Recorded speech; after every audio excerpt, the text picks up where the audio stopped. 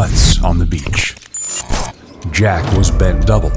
He was down like a sprinter, his nose only a few inches from the humid earth. The tree trunks and the creepers that festooned them lost themselves in a green dusk 30 feet above him, and all about was the undergrowth.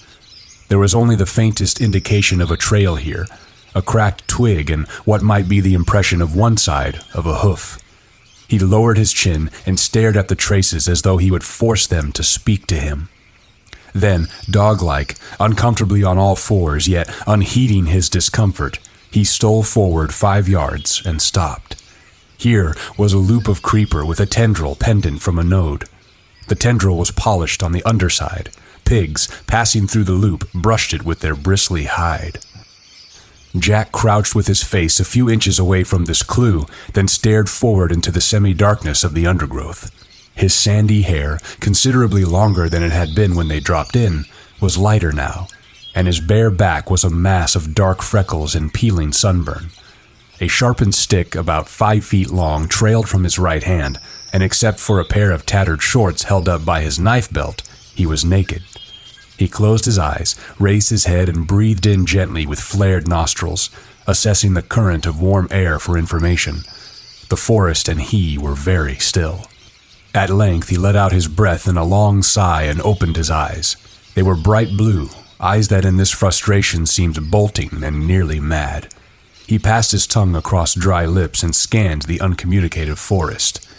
Then again he stole forward and cast this way and that over the ground. The silence of the forest was more oppressive than the heat, and at this hour of the day there was not even the whine of insects. Only when Jack himself roused a gaudy bird from a primitive nest of sticks was the silence shattered and echoes set ringing by a harsh cry that seemed to come out of the abyss of ages.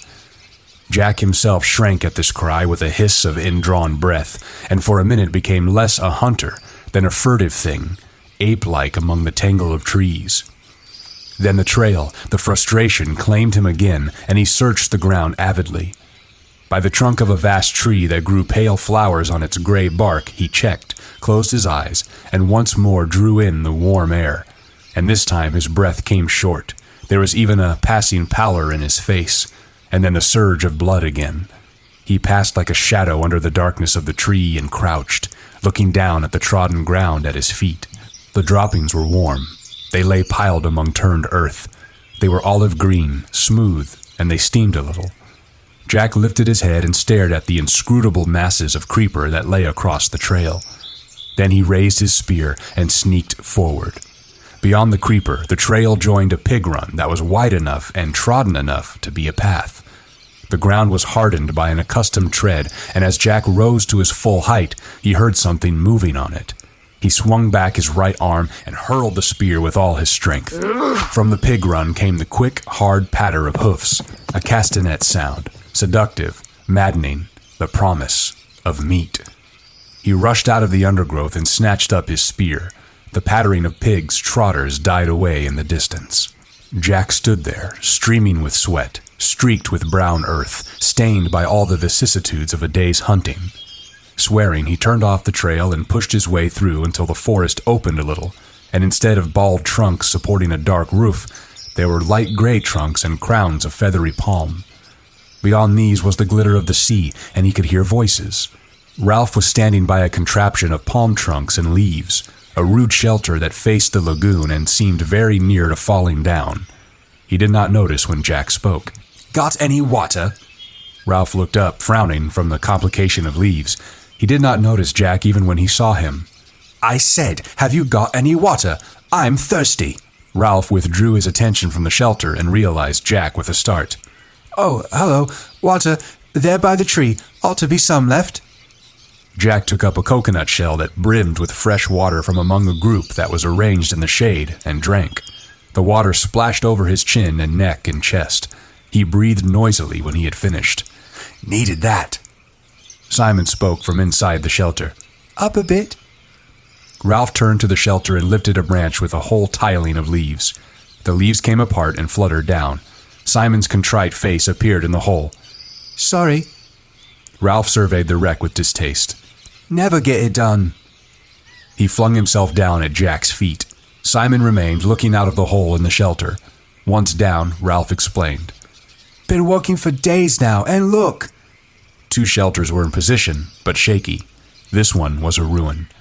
And they keep running off. You remember the meeting? How everyone was going to work hard until the shelters were finished? Except me and my hunters.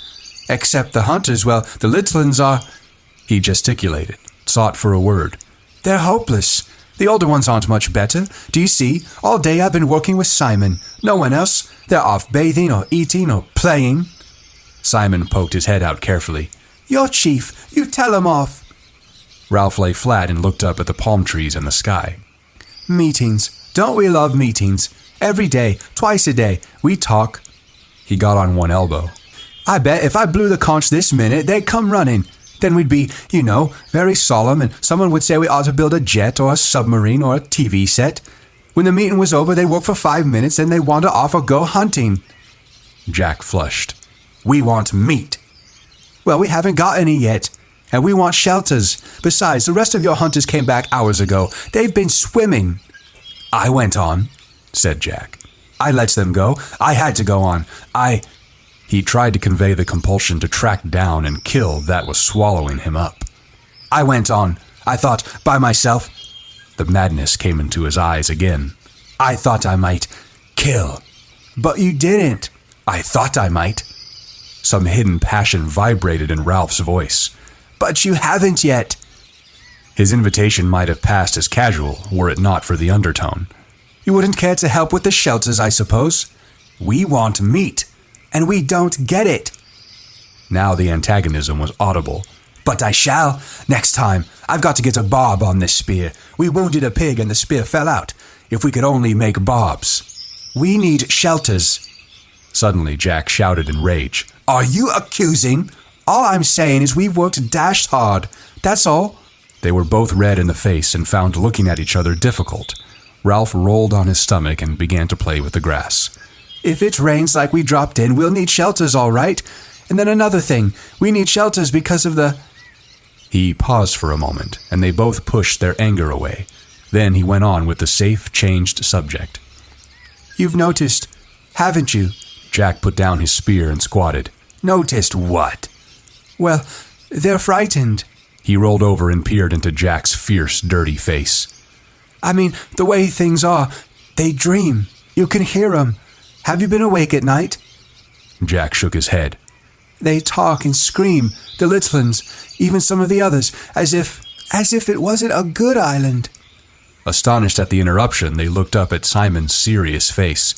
As if, said Simon, the beastie or the snake thing was real. Remember? The 2 older boys flinched when they heard the shameful syllable. Snakes were not mentioned now, were not mentionable. As if this wasn't a good island, said Ralph slowly. Yes, that's right. Jack sat up and stretched out his legs. They're batty. Crackers. Remember when we went exploring? They grinned at each other, remembering the glamour of the first day. Ralph went on. So we need shelters as sort of home. That's right. Jack drew up his legs, clasped his knees, and frowned in an effort to attain clarity. All the same. In the forest, I mean when you're hunting, not when you're getting fruit, of course, but when you're on your own. He paused for a moment, not sure if Ralph would take him seriously. Go on. If you're hunting, sometimes you catch yourself feeling as if... He flushed suddenly. There's nothing in it, of course, just a feeling, but you can feel as if you're not hunting, but being hunted, as if something's behind you all the time in the jungle. They were silent again. Simon intent, Ralph incredulous and faintly indignant. He sat up, rubbing one shoulder with a dirty hand. Well, I don't know. Jack leapt to his feet and spoke very quickly. That's how you can feel in the forest. Of course, there's nothing in it, only... He took a few rapid steps toward the beach, then came back. Only I know how they feel. See, that's all. The best thing we can do is get ourselves rescued. Jack had to think for a moment before he could remember what rescue was. Rescue? Yes, of course. All the same, I'd like to catch a pig first. He snatched up his spear and dashed it into the ground. The opaque, mad look came into his eyes again. Ralph looked at him critically, through his tangle of fair hair. So long as your hunters remember the fire. You and your fire. The two boys trotted down the beach and, turning at the water's edge, looked back at the pink mountain. The trickle of smoke sketched a chalky line up the solid blue of the sky, wavered high up and faded. Ralph frowned. I wonder how far off you could see that. Miles. We don't make enough smoke. The bottom part of the trickle, as though conscious of their gaze, thickened to a creamy blur which crept up the feeble column. They've put on green branches, muttered Ralph. I wonder. He screwed up his eyes and swung round to search the horizon. Got it!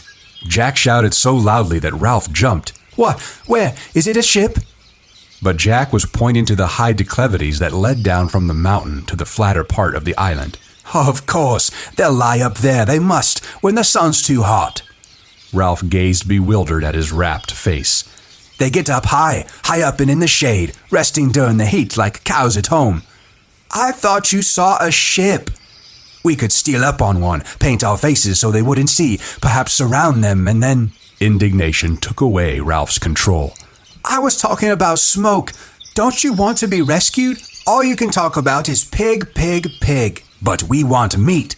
And I work all day with nothing but Simon, and you come back and don't even notice the huts. I was working too. But you like it, shouted Ralph. You want to hunt, while I... They faced each other on the bright beach, astonished at the rub of feeling. Ralph looked away first, pretending interest in a group of little ones on the sand. From beyond the platform came the shouting of the hunters in the swimming pool. On the end of the platform, Piggy was lying flat, looking down into the brilliant water. People don't help much. He wanted to explain how people were never quite what you thought they were. Simon, he helps. He pointed at the shelters. All the rest rushed off. He's done as much as I have, only... Simon's always about. Ralph stared back to the shelters with Jack by his side. Do a bit for you, muttered Jack, before I have a bathe. Don't bother. But when they reached the shelters, Simon was not to be seen. Ralph put his head in the hole, withdrew it, and turned to Jack. He's buzzed off. Got fed up, said Jack, and gone for a bathe. Ralph frowned. He's queer. He's funny. Jack nodded, as much for the sake of agreeing as anything, and by tacit consent they left the shelter and went toward the bathing pool. And then, said Jack, when I've had a bathe and something to eat, I'll just trek over to the other side of the mountain and see if I can see any traces. Coming. But the sun's nearly set. I might have time.